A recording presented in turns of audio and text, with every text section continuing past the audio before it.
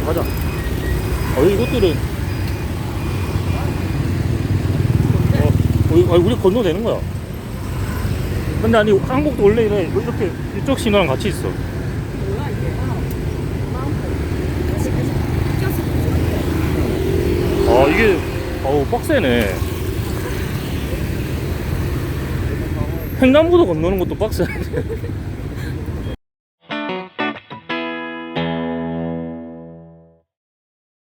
베트남 여행을 가면 다양한 이동수단을 고민하게 됩니다. 가격이 저렴해서 택시를 부담 없이 이용할 수 있고 그랩을 통해 오토바이로 목적지에 데려다 주기도 합니다. 혼자 여행하는 분들은 이걸 많이 이용하시더라고요. 그리고 다른 선택지 중 하나가 바로 오토바이를 렌트하는 겁니다. 위험하다는 이유로 추천하지 않는 사람이 많지만 저는 다낭에서 2박 3일 동안 오토바이만 타고 돌아다녔습니다. 각설하고 렌트에 대한 정보와 국제면허를 발급받아야 하는지, 아울러 사고 위험이 얼마나 될지 주관적인 후기를 공유하겠습니다.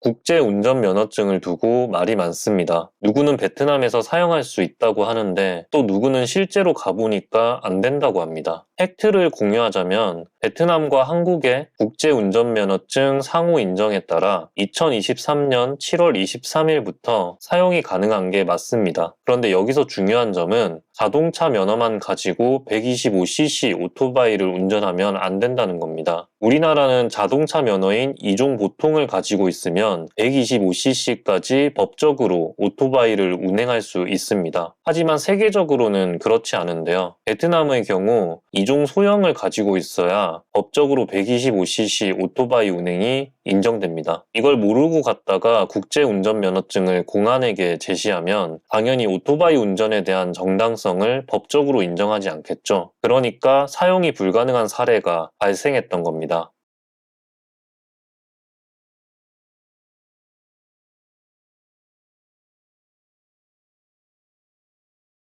아니면 50cc를 타는 방법이 있습니다. 50cc를 초과하지 않는 오토바이는 면허가 필요 없습니다. 그리고 렌트 비용도 더 저렴합니다. 그런데 혹시 50cc는 출력이 너무 약하지 않을까? 라는 생각이 들 수 있는데 이런 걱정은 하지 않아도 됩니다. 저는 50cc를 대여해서 여자친구와 2명이서 타고 돌아다녔고 심지어 이것 타고 다낭에서 호이안까지 갔다 왔습니다. 왕복으로 2시간쯤 걸리는 거리입니다.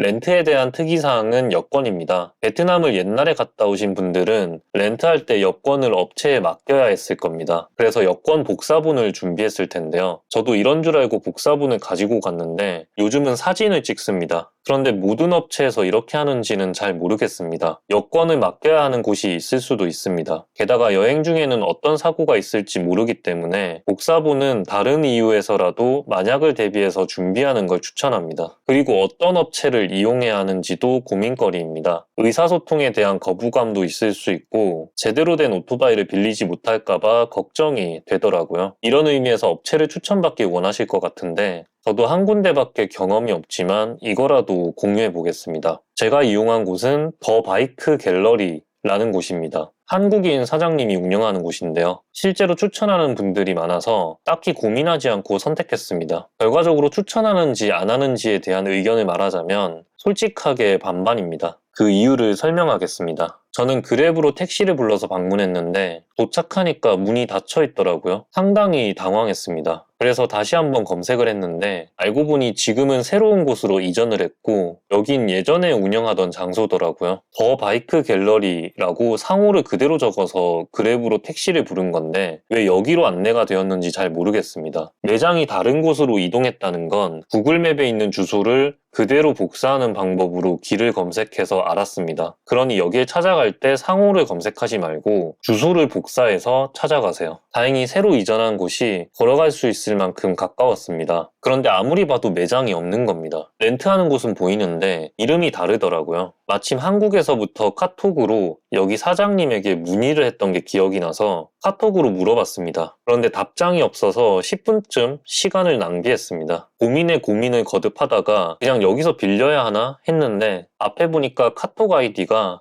더 바이크 갤러리 사장님 아이디랑 똑같더라고요. 여기가 더 바이크 갤러리가 맞았던 겁니다. 아니 그럼 매장 이름을 똑같이 해서 이전을 하던가 상호가 변경됐으면 인터넷에 등록된 정보를 수정해야지. 너무 당연한 건데 이렇게 기본적인 것도 관리가 안 된 상태로 영업을 한다는 게 어이가 없더라고요. 뭐 아무튼 일단 여기가 맞는 게 확인이 됐으니까 들어갔습니다. 그런데 사장님이 계신 게 아니라 베트남 현지인 직원분이 있더라고요. 한국인 사장님이 운영하는 곳이라서 소통하기 편했다고 많은 사람들이 말했는데 막상 사장님은 매장이 없었습니다. 소통이 원활할 것을 감안해서 여길 찾아갈 생각이라면 참고할 필요가 있습니다. 그런데 저는 소통 문제 때문에 여길 선택한 게 아니라 사기당할까봐 걱정돼서 한국인 사장님이 운영하는 곳을 찾아간 건데요. 그래서 일단 신경 쓰지 않고 빌렸습니다. 이후 헬멧을 빌리고 떠나려고 하는데 이게 너무 더럽더라고요. 그래서 순간 멈칫했습니다. 렌트업체에서 이런 헬멧을 빌려주는 건 좀 아니지 않나요? 제가 여기밖에 이용을 못 해봐서 잘 모르지만 저도 다른 유튜브 영상을 많이 봤습니다. 헬멧 상태가 안 좋아도 이 정도는 없었던 것 같은데 이건 좀 너무 심하다는 생각이 들었습니다. 이게 영상으로는 잘 안 보이는데 얼룩덜룩 오염이 많이 돼서 그냥은 못 쓰겠더라고요. 그래서 저는 모자를 희생시켰습니다. 모자 위에다가 헬멧을 쓰고 다녔습니다. 심지어 금이 가서 부서졌습니다. 헬멧 하나 얼마 한다고 이런 걸 빌려주는지 저는 정말 이해가 안 됩니다. 혹시 다른 다낭 오토바이 대여업체를 이용하신 분이 있다면 댓글 남겨주시면 감사하겠습니다. 원래 헬멧이 저렇게 더럽고 땅바닥에 굴러다니는 것 같은 걸 빌려주나요? 결과적으로 딱히 긍정적인 느낌을 받지 못했습니다. 심지어 매장에서 안내하는 렌트 비용이랑 사장님이 카톡으로 안내하는 가격에 차이가 있기도 했습니다. 그냥 다 전반적으로 관리가 안 되는 느낌이었어요. 그럼에도 불구하고 사장님이 친절은 합니다. 외에 다른 문제는 없었으며 스마트폰 거치대가 있다는 건 장점입니다. 베트남 현지인이 운영하는 업체에서는 없는 경우가 많더라고요. 참고로 렌트 가격은 기종에 따라 차이가 있는데 2박 3일 기준 대략적으로 약 40에서 50만 동 정도를 생각하면 됩니다.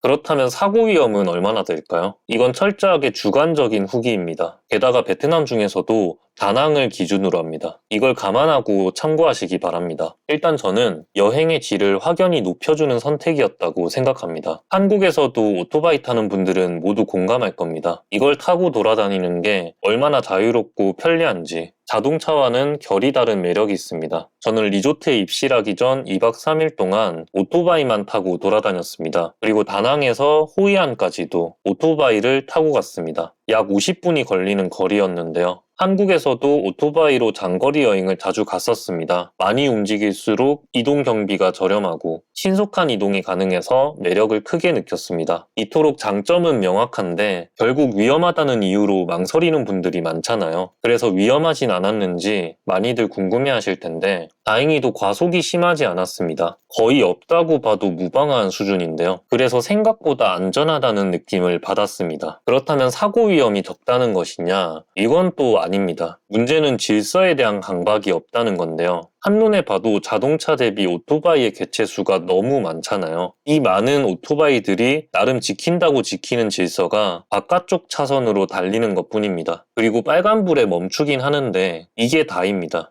횡단보도가 파란불인 상태에서 사람이 지나가고 있는데 이걸 무시하고 지나가더라고요. 심지어 한 번, 두 번 이런 걸 목격한 게 아니라 지나갈 수 있겠다 싶으면 너도 나도 그냥 막 지나가 버립니다. 그래서 파란불에 횡단보도를 건너는데 보행자가 눈치를 봐야 합니다. 아울러 사이드미러가 없는 상태에서 달리는 오토바이가 많이 보였습니다. 이건 운전하는 본인도 엄청 불안할 것 같은데 돈이 없어서 수리를 안 하는 건 아닐 거잖아요. 그냥 안전에 대한 경각심이 적은 것 같습니다. 무엇보다 사고 위험에 대한 우려는 줄맞추기에 있습니다. 제가 과속은 없다고 했잖아요. 그래서 그런지 앞뒤로 줄을 서서 달리는 게 아니라 여기는 그냥 무더기로 나란히 서서 달리는 게 일상입니다. 이렇게 달리는 와중에 친구들끼리 발을 올리고 장난도 치더라고요. 이제 보면 과속이 없는 게 아니라 과속 빼고 위험한 건 다 하는 것 같습니다. 좌우지간 이런저런 특징을 다 파악하고 적응하는데 저는 하루 정도 걸린 것 같습니다. 둘째 날부터는 편하게 타고 돌아다녔습니다. 결국 관건은 능숙함입니다. 한국에서 타는 것보단 확실히 난이도가 있더라고요. 그러니 얼마나 능숙하게 탈 수 있는지, 그리고 방어 운전에 대한 경각심을 가지는 것, 이 두 가지가 다낭 오토바이 사고 위험을 줄이는 유일한 방법입니다. 따라서 탈 줄은 아는데 괜히 베트남이라고 하니까 평소에 관심도 없던 걸 한번 빌려볼까? 라는 상황이라면 다시 한번 잘 생각해 보시기 바랍니다. 반대로 한국에서도 애용했고 능숙하게 타고 다닐 자신이 있다면 저는 강력 추천합니다.